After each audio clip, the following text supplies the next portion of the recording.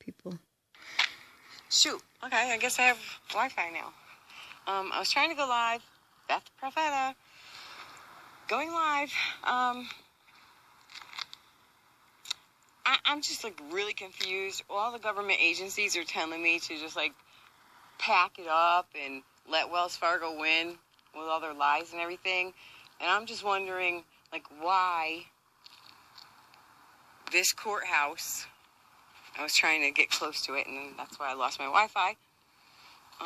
Maybe they block it. Let's see. I'm not, like, really good at this. But, this courthouse at 50 Field Street, Torrington, Connecticut, I would like to question all these judges. Where is justice? What oaths did they take? They lied. Wells Fargo lied to a dying cancer patient. Then they just destroy a family. And I'm expected to just leave my home because this courthouse right here, State of Connecticut, Superior Court, Torrington, Connecticut, again, 50 Field Street, they're not listening. They're not listening to any motions that I put in. I don't even know if they're reading the motions, but Hunt and Lieber, on the anniversary of my husband's death, sent back a reply to my 10-page special defenses, just saying that they deny all. Just one sentence. We deny all.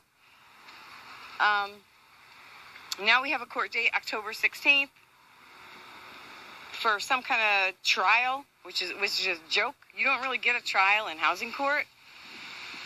I have the transcript. It was pretty funny. The judge never listened to a word I said. I explained everything. And in his notes, which you can also look up, ct.gov, civil cases, Elizabeth Profeta, you will see the judge's final note is that we are just trying to get more time in this house.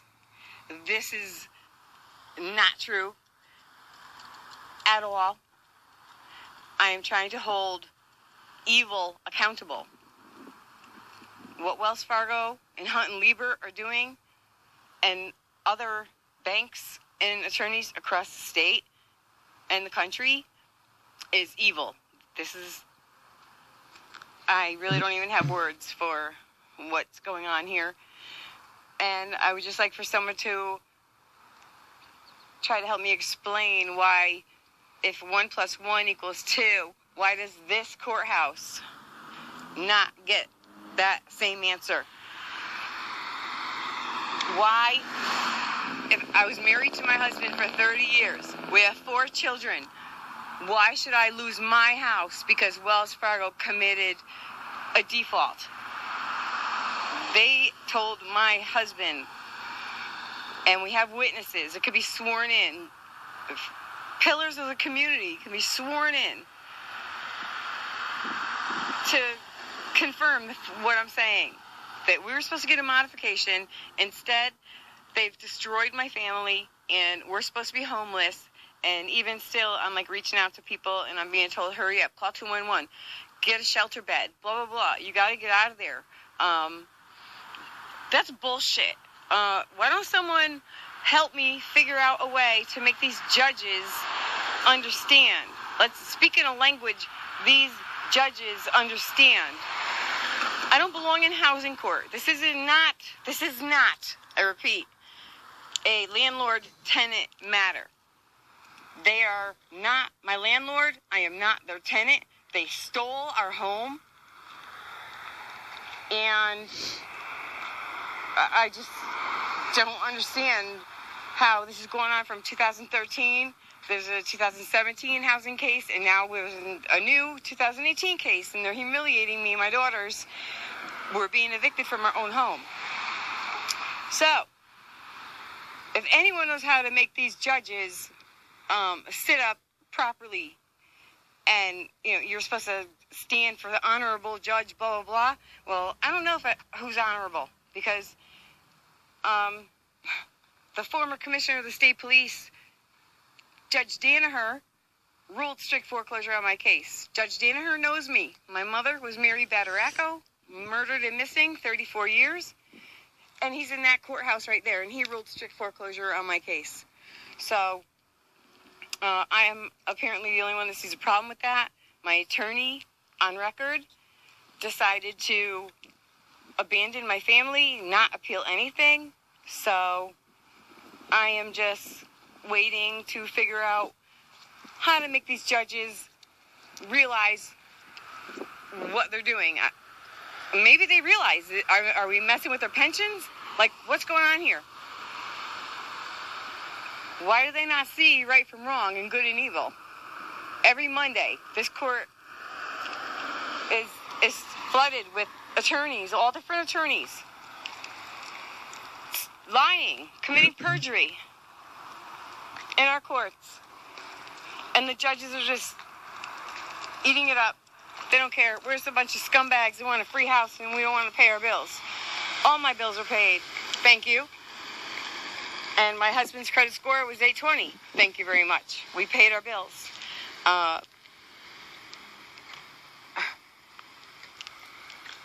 Okay, yeah. I don't have anything else to say. Just, there's nothing else to say.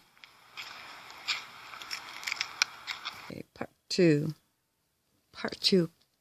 coming up. Hi, Beth Profeta again. Obviously, some stuff got cut off. Judge Danaher, who ruled strict foreclosure on my home.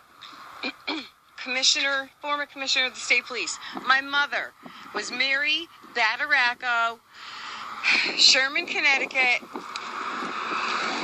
And the main suspect is her husband, abusive husband, who moved his whore into my mother's house the week she went missing.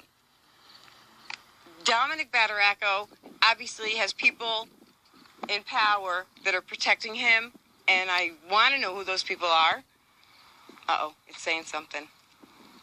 Oh, hi, Patrick Carey. Hey, people. Yeah. State of Connecticut Superior Court, 50 Field Street, Torrington.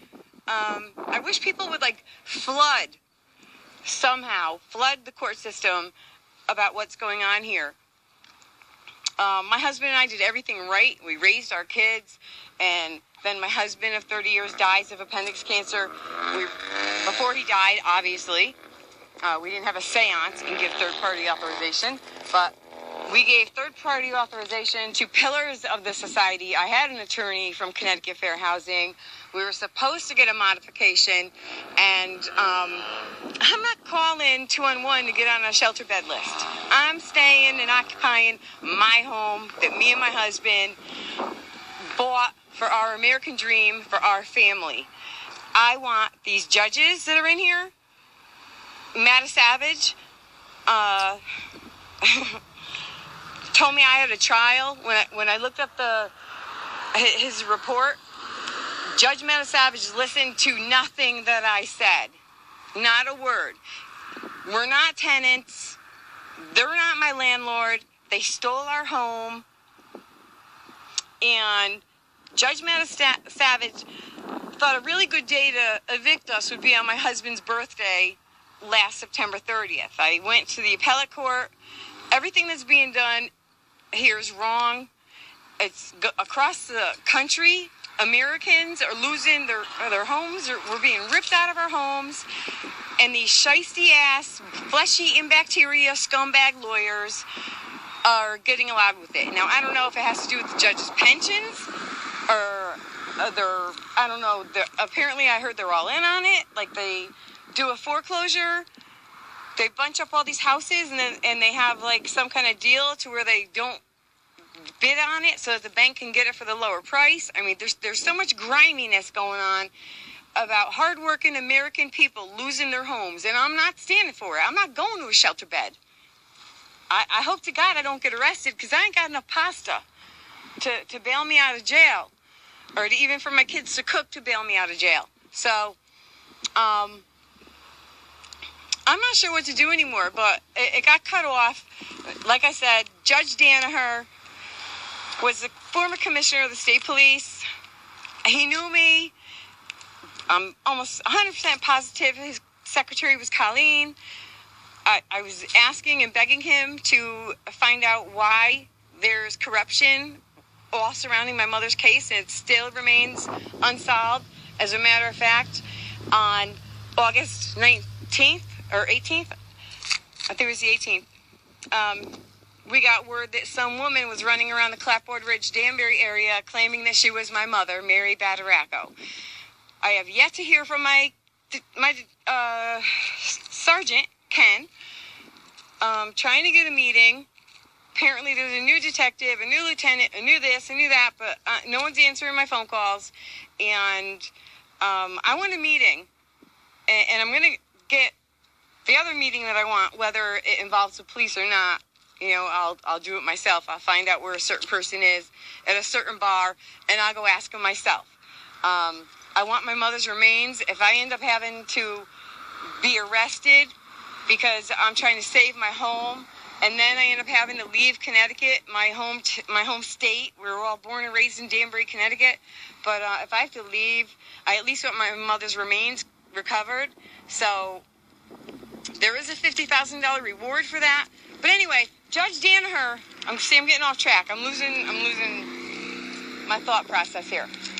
Danaher ruled strict foreclosure on my case. I don't know enough. I was telling the attorney on file in the 2013 case to appeal it. And what do we do? Blah, blah, blah. I'm not a lawyer. I don't know how to do this.